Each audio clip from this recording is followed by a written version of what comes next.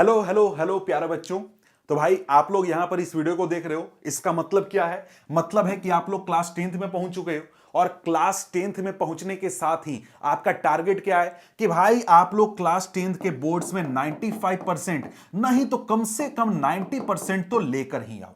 देखो यहां पर क्लास 10th बोर्ड की जब बात होती है ना, तो बच्चे के ऊपर बहुत प्रेशर आ जाता है। आसपास के जो लोग होते हैं, स्कूल के टीचर्स होते हैं, जो सीनियर्स होते हैं, वो ऐसी वैसी बातें बताते हैं कि यार बोर्ड है, तुमको कहीं जाना नहीं चाहिए, तुमको 10 घंटे पढ़ना चाहिए, 20 घंटे पढ़ना चाहिए, नहीं तो तुम्हारा बोर्ड खराब हो जाएगा, जिंदगी खराब हो जाएगी। ऐसी ऐसी बातें सुनने को मिलती हैं। लेकिन ऐसा कुछ नहीं है। जितना बोर्ड का हुआ है, जितना उसके बारे में बोला जाता है, वैसा कुछ नहीं है। भाई तुमने क्लास 9th पढ़ा, क्लास 9th तुम पास कर चुके हो। और तुमको सिंपली एक बात बता देता हूं कि क्लास 9th का जो लेवल था, जिस स्तर की, जिस लेवल का हार्डनेस तुम्हारा क्लास 9th का सिलेबस था, वैसा ही तुमको क्लास 10th में ही मिलेगा। समझ गए? तो इसलिए घबराना नहीं है, परेशान नहीं होना है। और बोर्ड का नाम सुन के तो बिल्कुल भी नहीं परेशान होना है, क्योंकि जिस प्रकार से आज तक 9th तक तुम एग्जाम देते आए हो, वैसा ही एक एग्जाम है सिर्फ बोर्ड। अंतर क्या है? अंतर है कि बोर्ड का जो एग्जाम होगा उसको कौन कंडक्ट कराएगा? उसको सीबीएसई कंडक्ट कराएगा। और साथ में एग्जाम आप अपने स्कूल में नहीं बल्कि दूसरे स्कूल में दोगे। तो सिर्फ इस कारण से आपको परेशान नहीं होना है, घबराना नहीं है। अब यहां पर एक चीज बता दूं कि आप अभी से लगो, अच्छे से तैयारी करो, मेहनत करो, तो 90% 95% अचीव करना कोई बड़ी बात नहीं है। अब आप बोलोगे क्या सर, क्या फेंक रहे हो, बेकार की बात क्यों करते हो यार, मैं एवरेज स्टूडेंट हूं, कहां से 95 और 90 लाऊंगा? तो सही बात है, अभी आप एवरेज स्टूडेंट हो। लेकिन यहां पर एक डाटा तुमको दिखाता हूं कि भाई देखो पिछले 4 साल में कितने बच्चों ने 95% लाया है और कितने बच्चे 90% ला चुके हैं। भाई देखो 2021 में 2 लाख बच्चों, इससे कुछ ज्यादा ही था, मैंने राउंड कर दिया है नंबर्स को, समझ गए? तो 2 लाख से ज्यादा बच्चों ने 90% अचीव किया है। 22 में 2.36 लाख, इसके बाद 1.95 लाख, 2024 में 2.12 लाख बच्चे 90% स्कोर करके लाए हैं। उसी प्रकार से 95 की बात करें तो भाई देखो 50,000 का एवरेज स्टूडेंट हर साल लाते हैं, कितना? 95%। अब सोचो कि भाई 95% लाना कितना कॉमन है, 90% कितना कॉमन है। अभी से माइंड में बैठा लो, माइंडसेट सेट कर लो कि भैया मैं ला सकता हूं, मैं अचीव कर सकता हूं। आप अभी से हार मान लोगे तो फिर तो कहानी खत्म है, कुछ नहीं होने वाला है। आपको बस तैयारी करनी है, किस चीज? इसको टारगेट रख के, इसको ध्यान रख के तैयारी करनी है आपको, समझ गए? अब यहां पर देखो हम कुछ पॉइंट्स डिस्कस करते हैं, इंपॉर्टेंट चीजें बताते हैं आपको, जिससे कि आपका गारंटी 95% आ जाएगा, 98 99 तक भी आप अचीव कर सकते हो। क्योंकि देखो यहां पर जो एग्जाम होता है क्लास 10th बोर्ड, वो एक स्टैंडर्डाइज एग्जाम होता है। पूरे इंडिया के सारे बच्चे जो एग्जाम देते हैं एक ही क्वेश्चन पेपर को सॉल्व करते हैं, एक ही तरीके से पढ़ाई करते हैं। तो उसका एक निश्चित तरीका है कि भाई ऐसे पढ़ोगे तो आ जाएगा। तो क्या उसमें तरीका है भाई? सबसे इंपॉर्टेंट चीज क्या है? सबसे पहले तो देखो सीबीएसई हर साल क्या करता है, एक सिलेबस रिलीज करता है जिसको कि आपको पढ़ना होता है। इसके साथ साथ एग्जाम पैटर्न बताता है कि एग्जाम होगा कैसा। इसके साथ साथ मार्किंग स्कीम भी देता है, हर सब्जेक्ट का, हर चैप्टर से कितने मार्क्स का क्वेश्चन पूछा जाएगा, यह भी सीबीएसई रिलीज करता है। तो जब भी सिलेबस आए, सिलेबस को उठाओ, उसमें एग्जाम पैटर्न देखो, उसमें सिलेबस पूरा देखो और पूरा मार्किंग स्कीम को देखो, और जितना हो सके पढ़ लो, याद कर लो, दिमाग में बैठा लो, ताकि कोई भी चैप्टर जब तुम पढ़ो तो तुमको पता हो कि इस चैप्टर से कितने वेटेज का क्वेश्चन आने वाला है, किस प्रकार का क्वेश्चन आने वाला है, यह तुम दिमाग में बैठा लो। और सीबीएसई कुछ दिनों में सिलेबस रिलीज करेगा, तो उसके बाद मैं सिलेबस के साथ आपका यह वीडियो एक्सप्लेन करके बता दूंगा कि भाई एग्जाम पैटर्न कैसा होगा, सिलेबस क्या है, मार्किंग स्कीम कैसा रहने वाला है, किस चैप्टर को आपको इंपॉर्टेंस देना है, किस चैप्टर में आप थोड़ा मोड़ा ढीला छोड़ सकते हो। ठीक है, वो सिलेबस आएगा तो हम उसको डिस्कस कर लेंगे। ठीक है, इसके बाद जो सबसे इंपॉर्टेंट पॉइंट और मेन पॉइंट है क्लास 10th बोर्ड का, कि भैया एनसीईआरटी आपका भगवान है। समझ गए?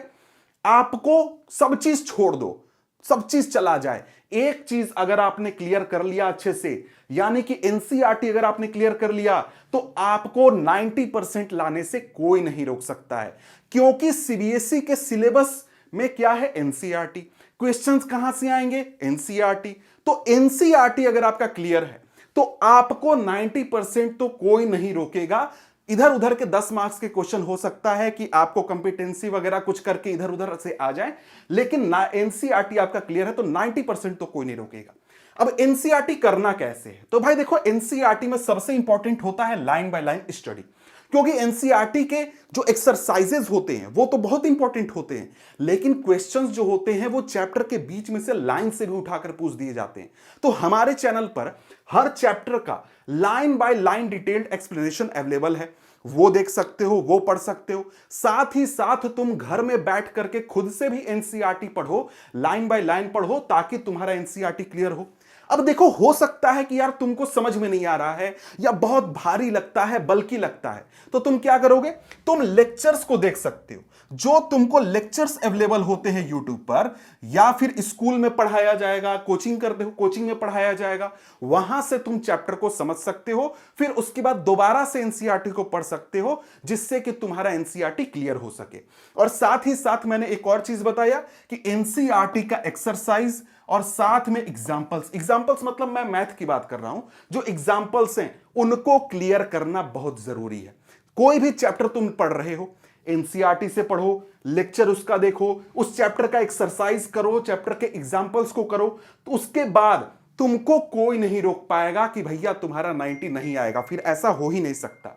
समझ गए। अब यहां पर एक चीज बता दूं कि जब भी कोई तुम चैप्टर पढ़ो तो उस चैप्टर का नोट्स तैयार करो।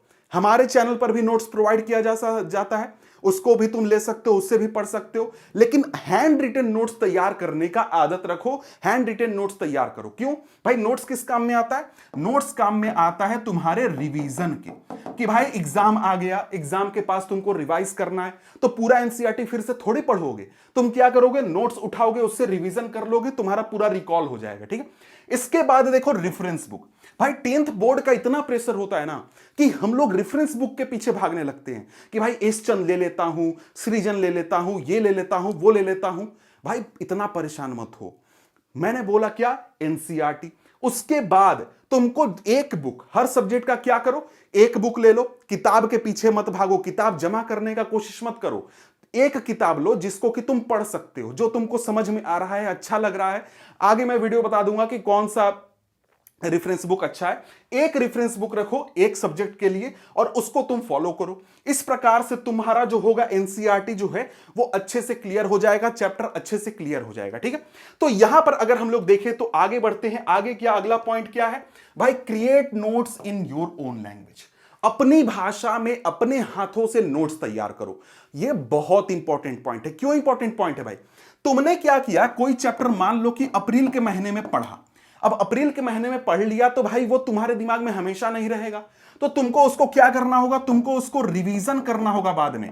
अब रिवीजन करने के लिए मान लो कि तुम जून में तुम रिवीजन करने जाते हो, तो क्या फिर से पूरा चैप्टर एनसीईआरटी लेक्चर सब फिर से करोगे, नहीं। तुम क्या करोगे, तुम जो नोट्स अपना बनाओगे उसी से तुम क्या करोगे, रिवाइज कर लोगे। 15-20 मिनट में पूरा चैप्टर तुम्हारा रिवाइज हो जाएगा, अगर तुम्हारा नोट्स तैयार रहेगा तो। नोट्स का यह फायदा होता है। ठीक है। तो नोट्स तुमको अपने हाथों से तैयार करना है। ठीक है। इसके बाद यह चीज बहुत इंपॉर्टेंट है, PYQ एंड सैंपल पेपर्स। तुमको यहां पर क्लास 10th में जो प्रीवियस ईयर क्वेश्चंस होते हैं वो बहुत ही इंपॉर्टेंट होते हैं, क्योंकि जब सीबीएसई क्वेश्चन सेट करता है वो कई बार क्या करता है, प्रीवियस ईयर के क्वेश्चन उठा करके सीधे दे देता है। और कुछ मतलब सीबीएसई के पास कुछ ऐसे इंपॉर्टेंट क्वेश्चन होते हैं, 20, 30, 40 क्वेश्चन होते हैं, जिसको वो घुमा घुमा करके बार बार पूछता है। तो अगर तुम पिछले 5 साल के या फिर 10 साल के, अगर पॉसिबल हो तो 10 साल के अगर तुम क्या करते हो, प्रीवियस ईयर क्वेश्चंस को कर लेते हो, तो तुमको ज्यादातर जो क्वेश्चन जो कि तुमसे पूछे जा सकते हैं 10th बोर्ड में वो तुम्हारा क्लियर हो जाएगा। समझ गए। क्योंकि सीबीएसई नया क्वेश्चन हर साल नहीं जनरेट करता है, वो पीछे जो क्वेश्चन पूछा गया है उसी को फिर से पूछ देता है। 2019 में जो पूछा गया वो 23 में पूछा गया, जो 22 में पूछा गया वो 25 में पूछा गया। इस प्रकार से क्वेश्चंस को रिपीट किया जाता है, इसलिए प्रीवियस ईयर क्वेश्चन को तुम जरूर से करो। इसके बाद सैंपल पेपर्स का भी यूज करो। सैंपल पेपर्स देखो सीबीएसई भी रिलीज करता है और इसके साथ साथ बहुत सारे दूसरे पब्लिकेशन का भी सैंपल पेपर अवेलेबल होता है। इसका तुम यूज करके मॉक टेस्ट दे सकते हो, देख सकते हो कि भाई मेरी तैयारी कितनी है, मैंने कितना पढ़ाई किया है, कितना मैं अभी अवेलेबल हूं, ये सारी चीजें कर सकते हो। ठीक है, इसके बाद रेगुलर रिवीजन, ये बहुत ही इंपॉर्टेंट है भाई। रिवाइज नहीं करोगे, कितना भी मेहनत करके तुमने चैप्टर पढ़ा वो दिमाग से गायब हो जाएगा। क्योंकि देखो ऐसा तो है नहीं कि एक बार जो चीज याद किया वो जिंदगी भर हमें याद रहेगी, ऐसा तो होता नहीं है। तो तुमको क्या करना होगा, रेगुलर रिवीजन करना होगा। कोई चैप्टर तुमने पढ़ा, उस चैप्टर को तुम क्या करो, 3 डे के बाद रिवाइज करो, फिर 1 वीक के बाद रिवाइज करो। ठीक है, 1 वीक के बाद, 1 मंथ के बाद रिवाइज करो। ठीक है, उसके बाद 3 मंथ के बाद रिवाइज करो। इस प्रकार से तुम अगर चैप्टर का रेगुलर रिवीजन करते हो तब तुम्हारा वो चैप्टर तुम्हारे ब्रेन से कभी निकलेगा नहीं। नहीं तो तुमने बहुत मेहनत करके पढ़ा, चैप्टर याद किया और कुछ दिनों बाद क्या होगा, उस चैप्टर का कुछ भी तुमको याद नहीं आएगा। कभी भी तुमको कोई चैप्टर अगर समझ में आता है तो उसके ऊपर ओवर कॉन्फिडेंस मत करना, क्योंकि कब वो दिमाग से गायब हो जाएगा तुमको पता भी नहीं चलेगा। इसलिए रेगुलर रिवीजन करना बहुत ही मस्ट है, बहुत ही मस्ट है, समझ गए। इसके बाद क्या है, क्रिएट अ स्टडी शेड्यूल। अब भैया देखो यहां पर तुमको क्या बोल रहा हूं मैं, स्टडी शेड्यूल बनाओ। अब स्टडी शेड्यूल बनाने का यह मतलब नहीं बोल रहा हूं कि भाई 2 घंटे मैं जो हूं साइंस पढ़ूंगा और इसके बाद 2 घंटे मैं जाकर के एसएसटी पढ़ूंगा, यह बात मैं नहीं बोल रहा हूं। तुमको मैं क्या बोल रहा हूं कि तुम क्या करो कि भाई मुझे इस वीक में क्या करना है, साइंस का एक चैप्टर क्लियर करना है, एसएसटी का एक चैप्टर क्लियर करना है। इस प्रकार से तुम, मतलब तुम्हारा टारगेट घंटे पूरे करना नहीं होना चाहिए। तुम्हारा टारगेट होना चाहिए कि मैं हर एक सब्जेक्ट का कोई चैप्टर कंप्लीट करूं।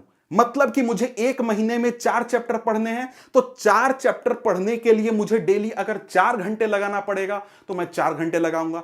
अगर 1 घंटे में हो जाएगा तो कोई बात नहीं, 1 घंटे में करके मैं फिर घूमने चला जाऊंगा।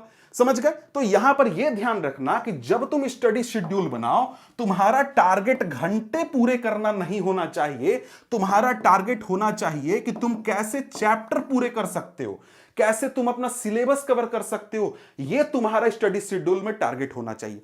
अब वो तुम्हारा 15 मिनट में अगर हो जाए कोई बात नहीं है, 4 घंटे लगे तो 4 घंटे लगा दो, कोई दिक्कत नहीं है। समझ गए। तुमको अपना सिलेबस कंप्लीट करना है टाइम से। ठीक है, तो ये कुछ इंपॉर्टेंट पॉइंट्स थे जिनको अगर अच्छे से तुम ध्यान रखो, अच्छे से करो, तो क्लास 10th में 90%, 95% अचीव करने से तुमको कोई नहीं रोक सकता है। तो ठीक है, मिलते हैं हम आपसे अगले वीडियो में, जहां पर कुछ और चीजों को हम लोग डिस्कस करेंगे। तब तक के लिए गुड बाय।